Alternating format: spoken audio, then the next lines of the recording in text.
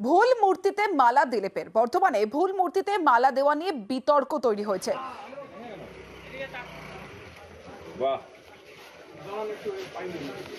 महाराज उदय चाँद अमर रहे। ভুল মূর্তিতে মালা দিলীপের বর্তমানে রাজা ভেবে রাজ পরিবারের ঘনিষ্ঠ মূর্তিতে মালা এবং বর্তমানে ভুল মূর্তিতে মালা দেওয়া নিয়ে বিতর্ক।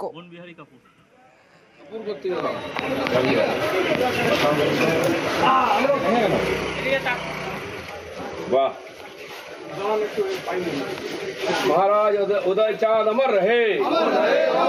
महाराज उदय चाँद अमर रहे। মহারাজ উদয় চাঁদের মূর্তি ভেবে অন্য মূর্তিতে মালা দিলীপ ঘোষের। উদয় চাঁদের বদলে বনবিহারী কাপুরের মূর্তিতে মালা। বিজয় চাঁদের জন্ম হচ্ছে 1881 খ্রিস্টাব্দে। তাকে রাজা হিসাবে স্বীকৃতি মানে বসানো হয় আর কি, সেটা আফতাব চাঁদের পর, সেটা 1887 সালে। কিন্তু তখন তিনি নাবালক ছিলেন।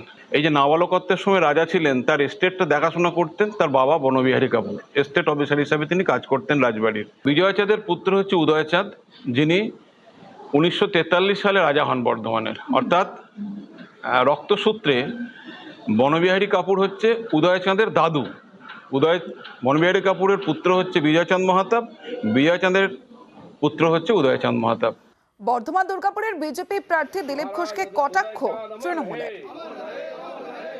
দিলীপবাবু মেদিনীপুর থেকে বর্ধমানে এসেছেন, ভোটে দাঁড়িয়েছেন। তিনি বর্ধমান সম্পর্কে কিছু জানেন না, বর্ধমানের ইতিহাস সম্পর্কে কিছু জানেন না।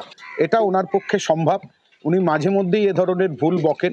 এর আগেও তো ওনারা এই ধরনের কাজ করেছেন, কারণ ওরা মনীষীদের চেনেন না, জানেন না। পুরুলিয়াতে দেখেছেন একটা মূর্তিতে মাল্যদান করে সেখানে তাকে বিরসা মুন্ডা বলে চালিয়ে দেওয়া হয়েছে।